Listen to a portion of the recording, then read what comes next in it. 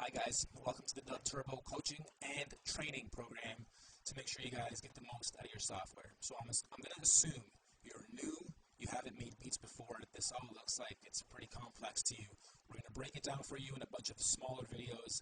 You more intermediate and advanced guys, just try to scoop along and follow what you need to pick up so you understand where the basics are. It works like most other DAWs, but for those that haven't used one before, I'd like to just go over this quickly in this first video to show you the most important aspects of this. Up here is pretty self-explanatory. It's your BPM. Right now it's at 120, and if we turn our metronome on, which is right here, you'll get a tick. If I press play right now, you'll hear a tick at 120 BPM.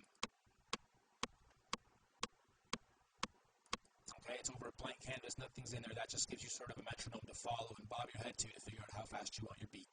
Right here are your most important tools. Your arrow, your pencil, your eraser. These other buttons don't worry about for now. And these are also self-explanatory. We'll go into them in a moment. However, for now, I'm going to make sure you understand that this pencil is really important. And then over here on the right side of the buttons, these are your bars. Might be hard to see, but right now it's at a bar count of 2. And that's what we'll work with to start so you understand how to work all this. First thing I want you to do, click on your pencil tool, and on a drum track, which is numbers 1 through 4, which are changeable, but don't change them. Don't change nothing here yet. Just simply drag or grab your pencil tool and drag 2 bars by clicking, holding, and dragging your left mouse button. Just click, hold, and drag all the way through. You now have 2 bars to play with on a drum track. And what I want you to understand is, on a drum track, once you lay something, click on the bars you just created. If you click edit, you will get our drum editor, or our sampling sequencer, or our little MPC lookalike, whatever you want to call it. It's very intuitive, but I want you to understand that it's pretty simple. From here to here is 10 layers of sounds. Those sounds are right here. Right here are all your different drum kits, and you can add more and import your own samples, which we'll go through in another video. So right here we can just choose a quick, let's say R&B. Say we don't like it, choose R&B 2. Don't like it, punches. There's also kits here that aren't just drums, but also fills, effects, like this one here, punches. Okay, so a bunch of wicked samples that have all been customized just for DubTurbo. Nothing here has been scooped or taken from Google or anything. We made all these in-house, altered them, affected them, stereo imaged them, so all the drums are wicked. And it'll be easy for you guys to build the beats and make them sound really professional right from the start because you're working with wicked samples. So here, what we'll do is the same thing. These 3 buttons or tools are the most important of this screen. You can change your tempo here too. You can turn your metronome on or off. It's universal, so if you do click it on here, or if you change tempo here, let's see, we go down to... What you heard there was me pressing the keyboard and it triggered our sounds. So I'll point that out right now. 1 through 10 on your keyboard that you type on, okay, is...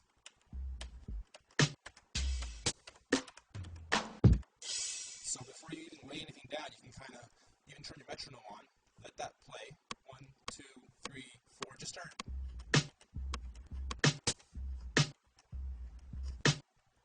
Once you figure out what you kind of want your beat to sound like, you can draw them in, or you can press record, play, and then record them with the keys on your keyboard.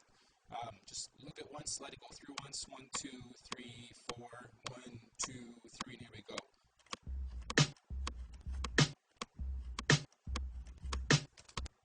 Stop it. If you notice anything's out of place, simply grab the arrow tool, move it over. If you don't like where something sits, it's easy to move. And if you want to erase anything, simply grab your eraser, erase. Pencil tool, draw back in. Okay, down here, say we want the hi-hats, right there's the label. Add a hi-hat every 8.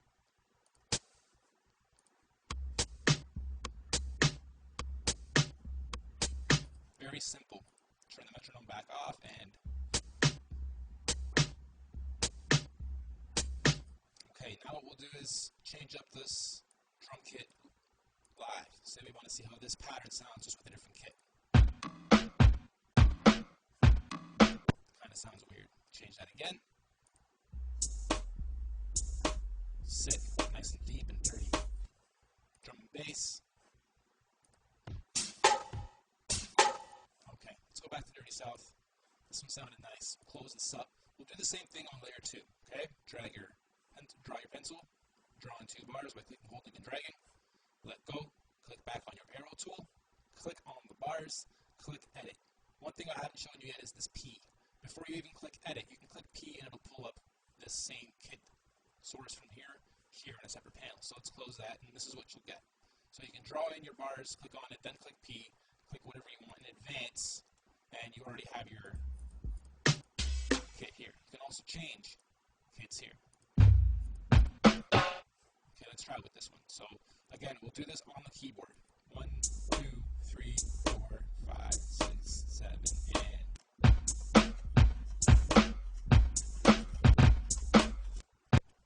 now we can click on the bars, click edit, and see what we just laid. There's what we just laid live with using the keyboard we used. If anything's out of whack, again, simply just snap them into place if you know they're off.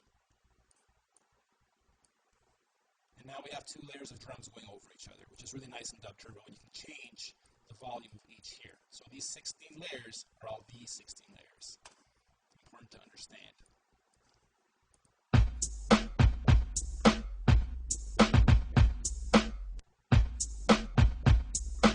Okay, so there's a quick 2-bar count. Lastly, I'm just going to quickly show you this. Change here by holding, selecting. Say we put this to 4. Actually, let's make it 8. Right now we have 2 bars. Right, so these are 2 bars.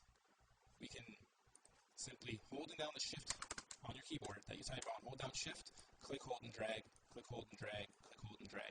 So if something isn't looping for you properly right off the hop on those first 2 bars or first 1 bar even, simply extend it. Other ways that you can get it to loop properly if there's a little bit of a gap is change this by 1 tempo piece, and that seems to sometimes make the loop snap into place properly. So here we have that same beat altered and duplicated 4 times, and we'll alter 1 next.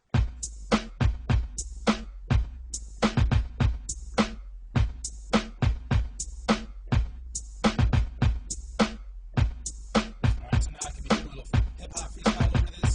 You're grabbing some ideas in my head for what to use for the keyboard. Okay, so now what we'll do is, let's grab one of these guys on layer 1, click edit, and here we can now erase some of this stuff, and I'm only affecting the 2 bars I selected, not affecting everything. So here we can, on the last,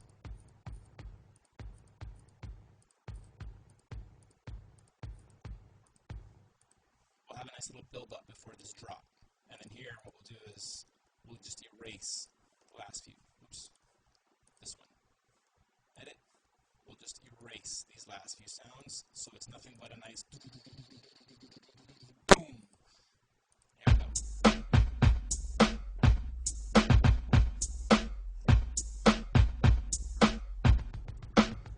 Yeah, I've always been charismatic and tall, dated, dramatic and bald, double this man, I'm also wild, choose proof. Rather spit balls, but now I'm gathering all, so know that after your call, it's goes on drive to want proofs.